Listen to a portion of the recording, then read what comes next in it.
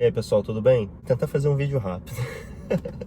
Eu nunca consigo fazer um vídeo rápido. Tentar fazer um vídeo rápido, mais ou menos lá em 2006, me foi sugerido comprar esse livro, né? Desse autor, Robson Pinheiro, até então não muito conhecido. Era um livro que abordava algumas religiões, tanto a religião de raiz africana, né, como o candomblé, e muito também da Umbanda, e tem influências do candomblé, influências da Igreja Católica, influências do espiritismo e influências da cultura também nativa, indígena do nosso país. Então aquilo me deixou muito curioso, porque quando eu estava na minha adolescência, eu frequentei um terreiro de Umbanda. Minha mãe me recomendou de ir, me empurrava assim para ir, ela mesma não ia, ela ia às vezes uma vez, a primeira vez, e depois deixava por mim.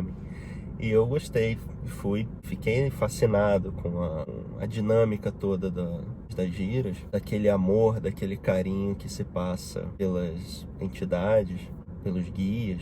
Obviamente, como todo mundo, no dia que tinha programação para a gira de Exu, era aquele medo, aquele da garganta seca, coração batendo mais forte. O que será que me espera nisso, né? Tinha buscado uns anos antes. Na época não tinha assim YouTube, não tinha internet, né, dessa forma que a gente tem hoje para as pesquisas. Então que as pessoas iam mais às religiões para se buscar, até a pessoa se sentiria bem, se a gente se sentiria bem nelas. Minha família também tem a questão do catolicismo. Por que separou um pouco separou o período em que eu ia para Umbanda e comecei o espiritismo? Foi exatamente quando os questionamentos começaram. Então os questionamentos começam e são válidos. Os questionamentos são importantes e válidos. Que quando nós temos questionamentos, significa que nós estamos tentando entender. E quando a gente está tentando entender, racionalizar um pouco a dinâmica daquilo, aliando o sentimento, aliando o coração com a mente, aquilo conforta mais a gente e fortalece, e aí a gente dá mais um passo no que nós acreditamos, né? No crescimento da nossa espiritualidade, por aí vai. O limiar dessa mudança que eu comecei, justamente eu estava questionando, comecei a questionar. Então eu questionava, tá, para onde vocês são, por exemplo, de caboclos, né? Então eu pensava, para onde, depois da sessão aqui, para onde vai esse monte de índio? Para onde os caboclos vão? Eles têm uma aldeia no céu, naquela época eu não sabia de plano espiritual muito bem, não tinha essa noção, mas eu pensava, eles vão para uma aldeia, todo mundo, e ficam lá, esperando o dia para voltar para cá. E o que eles fazem? De pretos velhos, né? Quando era de pais e mães velhas, a gira das almas. Para onde vai? Para onde vão esses vovôs e vovós? Para onde eles vão quando acaba aqui? O que eles vão fazer? Eu tinha uns 15 anos para 16. Pensava, tá, mas isso tá meio... E das crianças, então? Quando era a gira dos hereis, das crianças, né? Pra onde vai essa criançada toda? Quando acaba aqui a gira, quem que cuida? Quem que toma conta dessas crianças? Todo mundo é criança? Como essas crianças são conselheiras? Ou são... Criança só brinca, a gente trata elas como criança, ok? Mas do que é criança? Sabe, toda essa dinâmica do conhecimento, da religião, da espiritualidade e tudo mais. Hoje em dia a gente tem nos canais, vários canais de confiança, a expansão desse conhecimento. Mas na época não, né? Na época a gente não tinha. Então Tambores de Angola veio exatamente na ligação. Depois comecei o estudo no espiritismo e comecei a entender do plano espiritual, do mundo espiritual, cidades espirituais, planos superiores e umbral e planos inferiores, como funcionava essa dinâmica toda. A Umbanda não entrava nessa dinâmica. E simplesmente ela deixa de existir porque ela não entra nessa dinâmica. Onde é que se encaixa? Porque ali, eu sei que existia um espírito. Eu tinha, nesse centro que eu ia com 15 anos, tinha médiums, duas médiums, que eram amigas da família, e que eu sabia que tinha ali alguma comunicação espiritual ali, porque eu as conhecia. Eu sabia que não podia ser elas ali, né? Elas estavam realmente entregues ali numa mediunização. Tá, mas e aí? Então desvaloriza ou não existe? Como é? Esse lado aqui é o mais certo? o lado de lá o mais errado, e a gente começa a ler no Espiritismo, ler ou ouvir em palestras, até por causa também da falta de oportunidade de pesquisa. Hoje está bem diferente lá, tá? Não estou falando mal do local onde eu ia, que me foi um porto seguro, muito importante em várias fases da minha vida. O centro espírita que eu frequentei, participei da mocidade algum tempo, ia sempre às palestras, eu comecei a absorver aquela informação. Então ficou esse elo perdido entre um local e outro, entre uma religião e outra, entre uma doutrina e outra.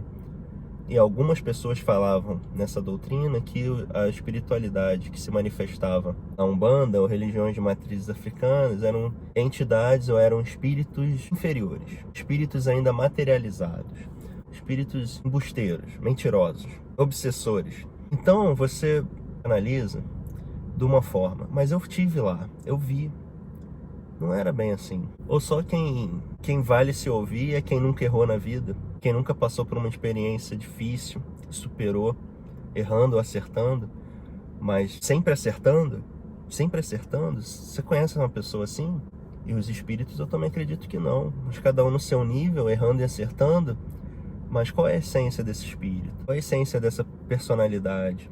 É uma essência de querer melhorar, de querer ajudar os outros a melhorar. Esse meu entendimento veio com Tambores de Angola, juntou esse elo para mim. Então Tambores de Angola foi exatamente a ligação que eu precisava fazer do que eu tinha visto na Umbanda, enquanto eu frequentei a Umbanda, uns poucos meses, digamos aí que foi uns 6 meses que eu frequentei, até virem esses questionamentos, e eu falei, não, tá, eu não tô conseguindo achar as respostas aqui. Tá certo, eu não busquei, não procurei falar com a mãe de santo, meus questionamentos estavam me bastando. E o primeiro livro, o primeiro local que eu encontrei essas respostas foi praticamente 13 anos depois. Já tinha vivido um monte de coisa, tinha errado mais um monte de coisa na minha vida. Consegui achar esse elo entre o espiritismo e a Umbanda. Nos dois locais, as duas doutrinas que eu tenho tanto amor, tanta gratidão por me segurarem, por me ajudarem a me reerguer em muitos momentos difíceis na minha vida. E ajudam até hoje.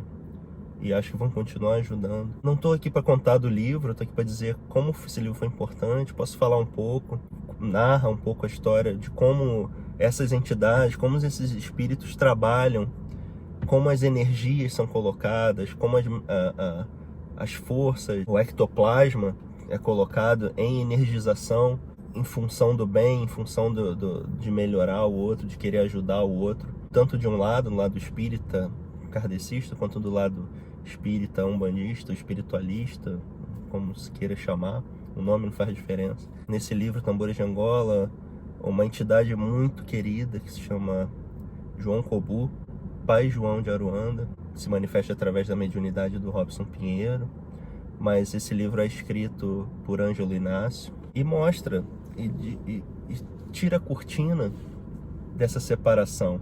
Uma das frases da entidade do João Kobu, que nós devemos ter unidade na diversidade. Eu nunca vou esquecer essa frase.